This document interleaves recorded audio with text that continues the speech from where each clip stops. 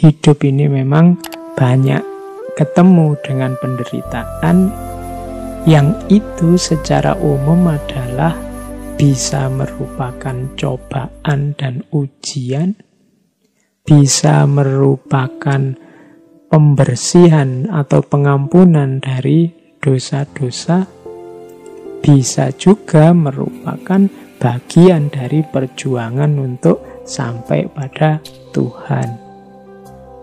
Nih, biasanya dalam agama-agama melihat penderitaan itu satu di antara tiga ini.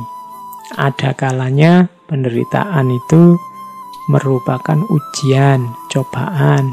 Ya, yang namanya ujian kan berarti pada akhirnya kita akan dapat reward kalau lulus.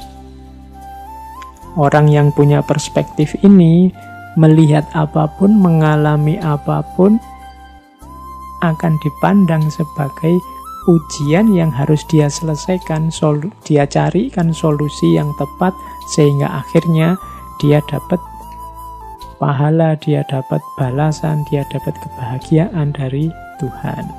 Itu gaya pertama. Gaya kedua, penderitaan harus kita alami untuk membersihkan diri kita dari dosa-dosa, dari kesalahan. Nanti banyak dalil yang menyatakan bahwa kalau kita diberi sakit, kalau kita mendapat musibah, maka dosa-dosa kita akan diampuni. Atau yang ketiga, penderitaan adalah jalan yang harus ditempuh supaya orang bisa sampai pada Tuhan. Untuk menuju Tuhan itu kan banyak usaha, banyak upaya, banyak hal yang harus kita korbankan.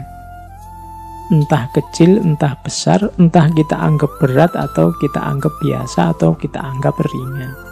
Tapi kan di situ ada perjuangan, ada pengorbanan. Ketika ada pengorbanan ya pasti ada sedikit atau banyak rasa menderita.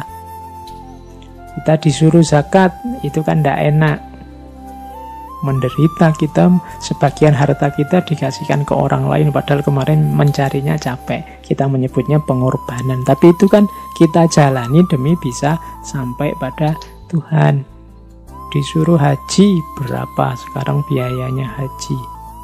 Sholat 5 waktu, itu kan pengorbanan mungkin di tenaga, pengorbanan mungkin di waktu meskipun sebentar. Kan tidak ada orang yang sholatnya lama hari ini, mestinya kan ya sebentar-sebentar. Tapi kan kadang sebentar itu kan rasanya beratnya luar biasa. Semacam penderitaan, pengorbanan yang hebat. Tapi kita jalani saja, kenapa? Biar bisa sampai pada Tuhan. Nah, ini perspektif tentang penderitaan. Saya miskin tidak apa-apa asal Allah ridho. Nah, itu perspektif tentang penderitaan. Biar kita diridhoi oleh Allah.